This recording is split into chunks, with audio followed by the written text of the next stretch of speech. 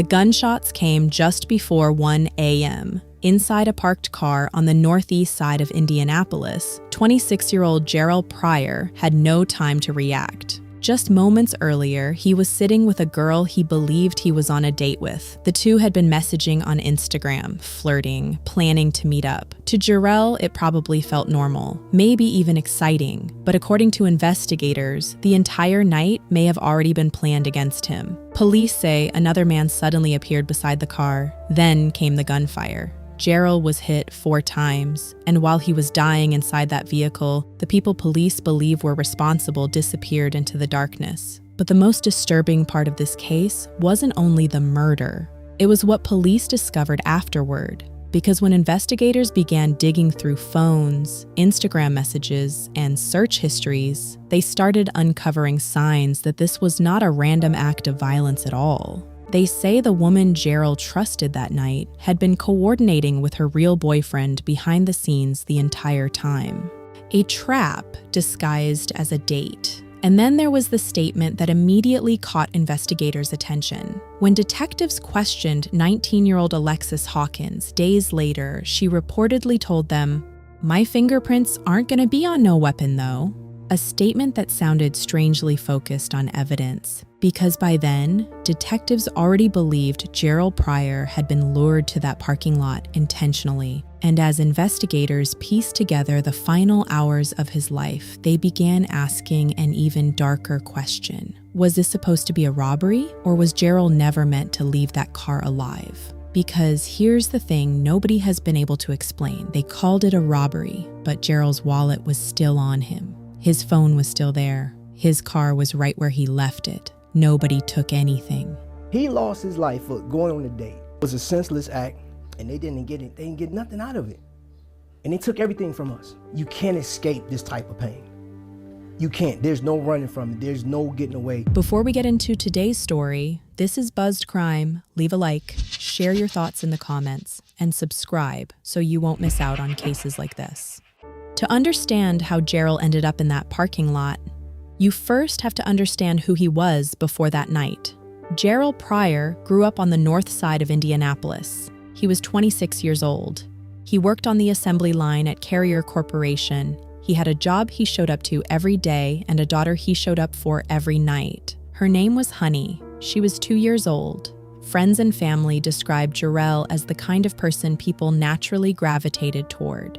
He was athletic, easygoing, funny, the type of guy who could walk into a room and instantly make people feel comfortable.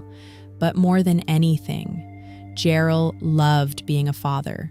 Photos showed him constantly smiling with his little daughter. Family members said he adored her. He worked hard, stayed involved, showed up, because in a city where violence had already taken so many young men, Jarrell wasn't known for living recklessly. That's part of why this case hit people so hard.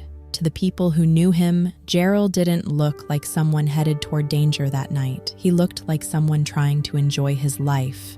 Sometime in January 2025, Jarrell started talking to a 19-year-old girl named Alexis Hawkins on Instagram. At first, nothing about it seemed unusual. A few messages, a little flirting, plans to hang out. At least that's what Jarrell believed.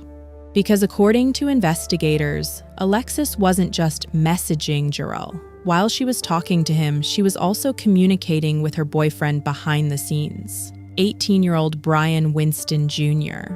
And detectives would later say that those conversations painted a very different picture of what this date actually was. Because in those messages, pulled from her Instagram account after a search warrant, Alexis bragged about scamming men before. She told Brian she was about to make a play. Street slang investigators interpreted as pulling off a robbery. While Jarrell thought he was getting ready to meet someone who was interested in him, Alexis may have already been setting him up. On the evening of January 24th, 2025, Jarrell clocked out of his shift at Carrier around 8 p.m. On his way, he stopped by his grandmother's house to see his daughter. He came in, played a little while with her, and told the family he had to get going. That was the last time anyone in his family saw him alive. Around 10 p.m., Gerald texted his mother. He told her he was working overtime and would be home late. He wasn't going back to work. He was getting ready for the date. That detail would later haunt the people close to him. Sometime before midnight, Gerald picked Alexis up. Security cameras at a liquor store near 49th Street and Primrose Avenue captured them together inside his car around 12:15 a.m. on January 25th. The two were later seen together at a liquor store, and for a while, everything probably seemed completely normal. Just a young father sitting in a car with someone he believed he could trust. But according to investigators, that trust was being used against him. While Jarrell and Alexis were together, Alexis was allegedly texting Brian Winston about their movements, their location. And sometime shortly before 1 a.m., everything changed. Jarrell's car came to a stop near a lot on the 4900 block of East 49th Street. Then, gunfire exploded through the vehicle. Brian Winston approached the car and opened fire. Jarrell was struck 4 times. He never had a chance to react. Alexis was in the passenger seat. She wasn't hit. Police later noted that it appeared almost deliberate, like Brian aimed around her. Neighbors heard the shots and called 911. Officers found Jarrell on the ground next to his car. He was still alive when the ambulance arrived. They rushed him to the hospital, but he didn't make it. Back home, Jarrell's family didn't know what had happened. His mom kept calling his phone after midnight. Texts went unanswered. She knew something was wrong. Jarrell always answered. At 5:02 in the morning, Jarrell's stepfather, Travis, got a phone call from the Marion County Coroner's Office. He heard the words no parent ever wants to hear. Travis thought it was a scam call. He Googled the number. It was real. He called Tamakia immediately. She was at a relative's house with Honey. "Tell me Jarrell is at home," she said. Whoever done this, they took my heart. It was my baby. Indianapolis Metropolitan Police launched the investigation the same morning, and almost immediately, the details around Alexis Hawkins started looking wrong. She was alive, uninjured, sitting right there at the scene. She told officers she was just a girl on a date who got caught in the middle of something. Detectives didn't believe her for long. They pulled Jarrell's phone and went through his Instagram messages. They found the conversation with Alexis setting up the date. His last message to her, "When you free?" Then they got a warrant for Alexis's Instagram account. And sitting right next to the messages she had been sending Jarrell were a completely different set of conversations. With Brian. About robbing Jarrell. About making a play. About how she had done this to other men before. But the digital trail didn't stop at the messages. On the same day Jarrell was killed, Alexis had been searching News Today Near Me and Shootings Keystone, checking whether the crime had hit the news yet. And in the hours after the shooting, she was texting multiple people asking for a ride away from the area. If she was an innocent girl caught in something random, why was she checking the news and trying to get out of the neighborhood? Then investigators found something else. The "I love you" texts. Hours after Jarrell was killed, Alexis and Brian were messaging each other. "I love you. I'm sorry." But here's what detectives noticed. Those messages never directly mentioned the shooting itself, just a boyfriend and a girlfriend talking like they had gotten through something difficult together. That detail left investigators deeply unsettled, because the more they uncovered, the more this case started looking less like a robbery that went wrong and more like a trap that had been carefully set from the beginning. On February 6th, 2 weeks after Jarrell's death, police sat Alexis down. She said she couldn't remember that night. When detectives pressed her, she didn't deny being there. She focused on one thing: no weapon to say I did anything. My fingerprints aren't on anything. They asked if her fingerprints would be in Jarrell's car. It's not going to be on no weapon, though. She wasn't saying she was innocent. She was making sure they knew she didn't fire the gun. Then they brought up the message about making a play. Alexis stopped talking. She asked for a lawyer. People are in custody today for a January homicide. 19-year-old Alexis Hawkins and 18-year-old Brian Winston Jr. facing multiple charges, including murder and attempted robbery. Police found 26-year-old Jarrell Pryor with a gunshot wound. He later died at the hospital. Hawkins was found and arrested 1 month later along Pixel Drive. Winston Jr. was arrested in April in Austin, Texas. Austin police are sending him back to Indianapolis. On February 26, 2025, Alexis Hawkins was arrested and charged with murder and attempted robbery. Brian Winston Jr. had run. He traveled over 1,000 miles to Austin, Texas. He also tried to destroy his phone, a major red flag in a digital investigation where the phones were telling the entire story. It didn't matter.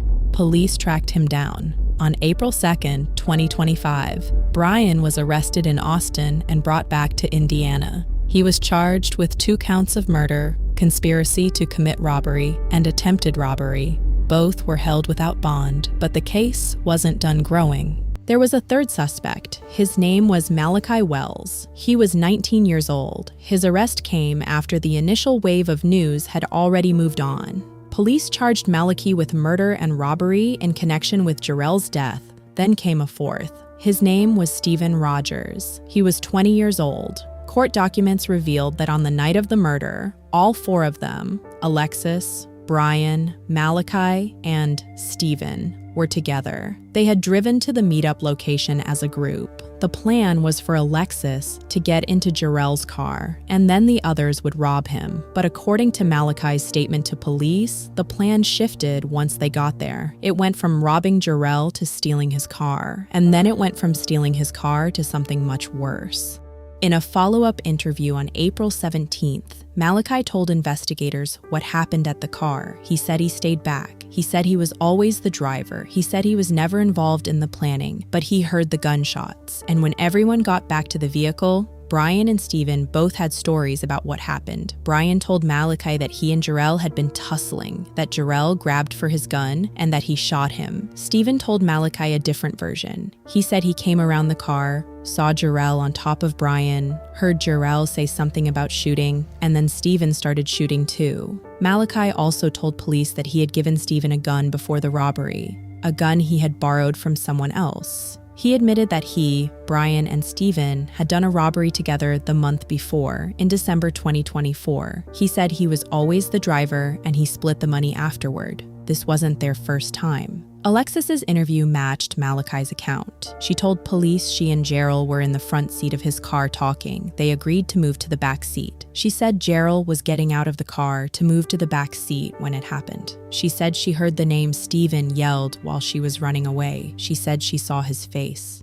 When police picked Stephen Rogers up on November 11, 2025, he denied having any recent contact with Malachi or Brian. He said the last time he was around them was years ago. Police took his phone for evidence and let him go. Then, during a traffic stop on an Uber he was riding in, weeks later, Rogers fought with police. He picked up a separate charge for resisting arrest. He was formally charged with 2 counts of murder and 2 counts of robbery resulting in serious bodily injury. He's being held without bond. 4 people planned this. 4 people were in that car together before it happened. 2 of them fired guns at a 26-year-old father sitting in his own vehicle on a quiet street at 1 a.m. And when detectives pulled their text conversations, they found something that went beyond one night. Court documents describe multiple conversations between Rogers, Wells, and Winston containing references to setting up robberies, killing people, different shootings, and firearms. This wasn't an isolated bad decision. This was a crew.